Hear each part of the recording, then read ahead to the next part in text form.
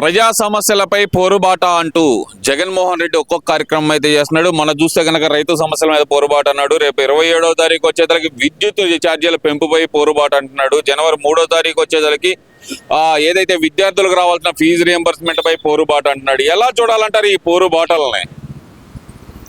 ముఖ్యంగా ప్రతిపక్ష నాయకుడు హోదా లేని జగన్మోహన్ రెడ్డి గారు ఇంతవరకు 2 అసెంబ్లీ సమావేశాలు జరిగి అసెంబ్లీకి ఆధారపడలేనటువంటి ఒక నాయకుడు జగన్మోహన్ రెడ్డి గారు. గత 5 సంవత్సరాలు ఒక ముఖ్యమంత్రిగా 151 సీటు పెట్టుకొని అప్పుడు ఉన్న ప్రతిపక్ష నాయకులు తెలుగుదేశాలని అవహేళనగా తిట్టిస్తూ వాళ్ళని దుర్భషలాడుతూ చిరునవ్వులు నవ్విన జగన్మోహన్ రెడ్డి గారు ఇవాళ రాష్ట్రం ఏ అధోగతి పాలైందో ప్రజలకు అందరికీ తెలుసు. ఇవాళ నువ్వు ప్రజల కోసం పోరాడుతున్నావు అంటున్నావు. నువ్వు ప్రజల కోసం పోరాడాల్సింది ఎక్కడ? అసెంబ్లీలో. వెళ్ళావా? లేదు. నీకు అర్హత ఉందా? ఉంది. ఎమ్మెల్యేగా నీకు అర్హత ఉంది. నీకు ప్రతిపక్ష హోదా ఏ రాజ్యాంగ ప్రకారం ఇస్తారని నీకు ప్రతిపక్ష హోదా అడుగుతున్నా? అది జరగదు. అది ప్రజలందరూ తెలుస్తుంది. నువ్వు అందుకని అది వంక పెట్టుకుని అసెంబ్లీకి వెళ్లకుండా ఓరగా ఇంట్లో ప్యాలెస్లు కూర్చుంటున్నావు. సరే, విద్యుత్ ఛార్జీలు చంద్రబాబు నాయుడు ఓడిపోయే తల్లికి విద్యుత్ ఆదాయం ఎంత ఉంది, ఎంత మిగులు విద్యుత్ ఉంది మన రాష్ట్రానికి? నువ్వు వచ్చిన కాడి నుంచి విద్యుత్ ఛార్జీలు ఏ క్రమంగా నువ్వు పెంచావు? ప్రతి గృహస్థుడు కట్టాడు. ఎంతంత కట్టాడు, ఎన్నిసార్లు కట్టాడు? 4 సార్లు పెంచింది ఘనత నీది. చెత్తకు పన్ను వేసిన ఘనత నీది. నువ్వు కరెంటు మీద ఏ ముఖం పెట్టుకుని ప్రజల వద్దకు వెళ్తావు? ఇవాళ పరిస్థితి విద్యుత్ ఎక్కడుంది?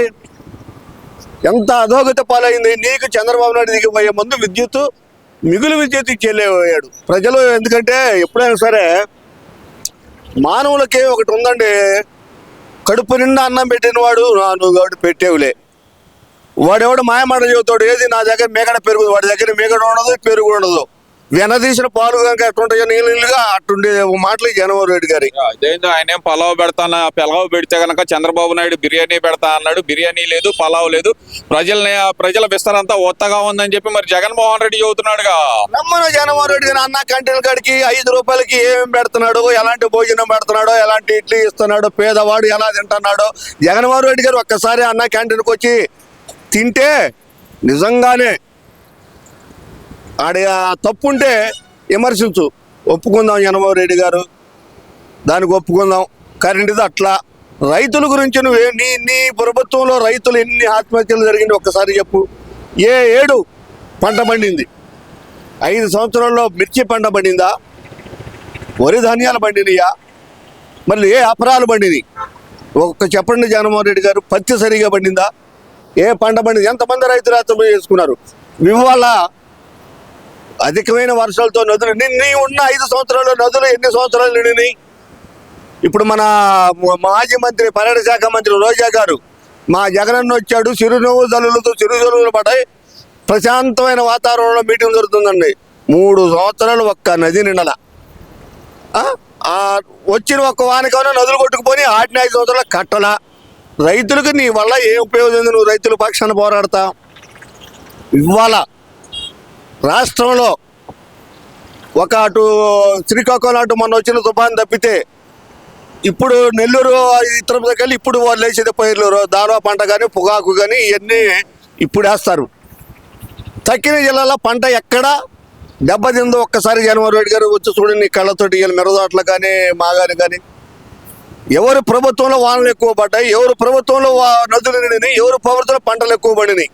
ఇవాళ ప్రభుత్వం ప్రకటించిన 6 పథకాలు కమ్మగా గ్యాస్ కాడి నుంచి రేపు జనవరిలో ఉచిత బస్సులు కూడా పెట్టబోతున్నారు. దానికి ఒక అంటే నీ నిర్ణయం తీసుకునేది కాదు, నీకమల్లి గారు నిర్ణయం తీసుకొని అరే సజ్జల రామరెడ్డి గారు మీ అసలు హీరో ఆయన, వీరు ముగ్గురు ప్రకటించేది కాదు రామచంద్రారెడ్డి గారు. మళ్ళీగా పక్క రాష్ట్రాల్లో ఉచిత బస్సు ఎలా జరుగుతుంది, దీనివల్ల ప్రభుత్వానికి ఆర్థిక సహాయం ఎంత నష్టం వస్తుంది, ఎంత లాభం వస్తుంది, దీని మీద ఒక ప్రణాళిక 3-4 రాష్ట్రాల్లో తిరిగి ఒక కమిటీని వేసి దాన్ని నిర్ధారణ చేసుకొని ఉచిత బస్సులు కూడా ప్రవేశపెట్టే జ్ఞాని, విజ్ఞాని కాదు జ్ఞాని, మేధా వ్యక్తి చంద్రబాబు నాయుడు గారు. నువ్వు దేని మీద వెళ్తున్నా? సరే, పిల్లల రిమూవ్మెంట్స్కి వద్దాం. విద్యార్థుల కోసం వస్తున్నావు. నువ్వు ఇచ్చావు ఏదో దొంగ కంపెనీ ల్యాప్టాప్లు. అవి ఎన్నాళ్ళు పనిచేసినాయి జగన్మోహన్ రెడ్డి గారు? స్కూల్కి ఎంతమంది టీచర్లు, చదువు చెప్పాల్సిన టీచర్లు బాత్రూములు కడగటమా? బాత్రూములు కడిగేవాడు రోడ్డు మీద ఉంటామా? నువ్వు చేపించింది 5 సంవత్సరాల్లో ఉపాధ్యాయుల చేత దొడ్లు కడిగిచ్చావు. నువ్వు చేపించింది చక్కగా చదువు ఇచ్చావు, ఆ ట్యాపులు ఇచ్చావు. ఏది నీ స్వార్థం కోసం? ఆ ట్యాపులు ఎన్ని పని చేసావు చెప్పండి అండి. మీరు ఈ మధ్య ఒక పర్యటనకు వచ్చినప్పుడు విద్యార్థి దగ్గరికి విద్యాశాఖ మంత్రి గారు వాళ్ళకి ఒక 4 పిల్లలకి బాగా క్లాస్ ఇచ్చాడు ఇంగ్లీష్. మీరు ప్రభుత్వం రాకపోతే అంతమంది ఇంగ్లీష్ ఎవరు మాట్లాడలేదు స్కూల్లో. విలేజ్లో జిల్లా పరిషత్ స్కూల్లో కానీ లేకపోతే ప్రైవేట్ స్కూల్లో కానీ ఇంగ్లీష్ ఎవరు మాట్లాడట్లేదా? అసలు ఇంగ్లీష్ టీచరే లేడా? నీ ప్రభుత్వం వచ్చిన ఇంగ్లీషు బోధన పేదవాడికి అందించాలని ఎక్కడి నుంచి వచ్చింది ఇది? అంతకుముందు పేదవాడు ఇంగ్లీషు లెక్చర్లు లేరా, కలెక్టర్ లేరా, లాయర్లు లేరా, డాక్టర్లు లేరా, యాక్టర్ లేరా? నువ్వు వచ్చేనా ఇంగ్లీష్ నేర్చుకుంది? నీ వయసు ఎంత? 40 ఉండేలు. 53. మా వయసు ఎంత? 65. నేను 1961 స్కూల్. అప్పుడే మాకు స్కూల్లో మా 1వ తరగతి టీచర్ గారు 5వ తరగతిలో ఇంగ్లీష్ అక్షరాలు ఏబీసీ రాపిచ్చాడు 1965లో. 61 నుంచి 65 వచ్చి నేను 5. మరి ఆయన ఎలిమెంటరీ స్కూల్లో బొబ్బా నాగిరెడ్డి గారు అని ఆయన డస్టర్ పెట్టి ఇటు పెట్టి కొట్టేవాడు ఏబీసీలు రాకపోతే. ఆటకాయతానంగా తిరిగేవాళ్ళం కదా. అప్పుడే ఉంది స్కూళ్ళలో ఇంగ్లీష్ చెప్పటం.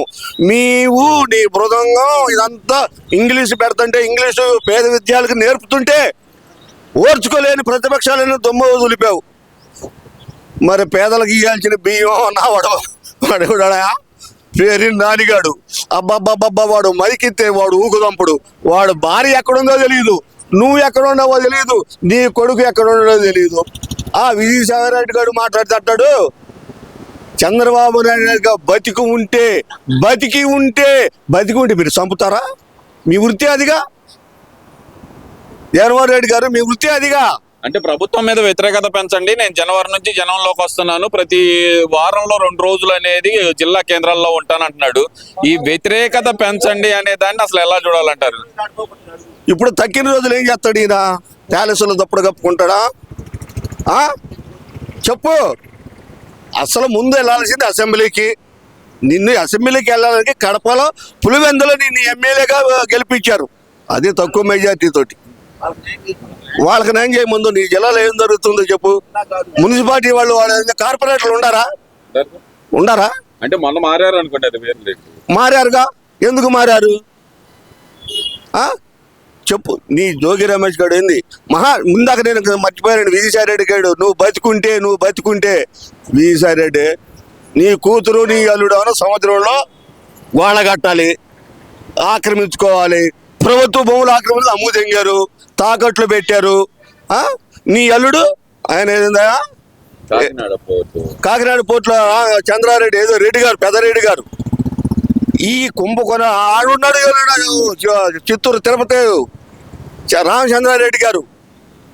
అన్ని బొకేలు నీ దగ్గర ఉన్నాయి. మైండ్, లిక్కరు, ఇవన్నీ అసలు ఎన్ని చెప్పుకున్నా నీ గురించి ఒక చాలదలే. జగన్మోహన్ రెడ్డి గారు ఈ ప్రభుత్వం వచ్చి 6 నెలలు నువ్వు ఏదో డేట్లో పరీక్ష చేసుకున్నావు. ముందు నీ చెల్లెలకి న్యాయం చేయి, తర్వాత నీ బాబాయ్ కూతురు, బాబాయో పెద్దనానో వివేకానంద రెడ్డి గారికి వాళ్ళ బిడ్డకి న్యాయం చెయ్యి. మా బాబాయిని చెప్పింది ఎవరు అన్న దాని మీద కోర్టులో నువ్వు చెల్లెమ్మడి తిరిగి వెళ్ళి దాన్ని తెలుసు. నువ్వు కనుక అమ్మాయి కనుక నీ బాబాయ్ కూతురికి నువ్వు న్యాయం జరిగిన రోజు నీ సొంత తల్లికి ఈ కుటుంబ విషయాలు అనకూడదు. నువ్వు కుటుంబాల మీద పడుతున్నావుగా. పవన్ కళ్యాణ్ మీద పడ్డావు, చంద్రబాబు కుటుంబం మీద పడ్డావు, ఆయన భార్య మీద పడ్డావు. ఇట్లా నువ్వు ఎవరి కుటుంబమే నువ్వు పడ్డారు. మరి మీ కుటుంబాన్ని బయదరికి ఎక్కకుండా నీ కుటుంబ సమస్య దానికి పబ్లిక్ రాజకీయంగా పొలవకూడదు. నీ ప్రకారం అనుకుందాం.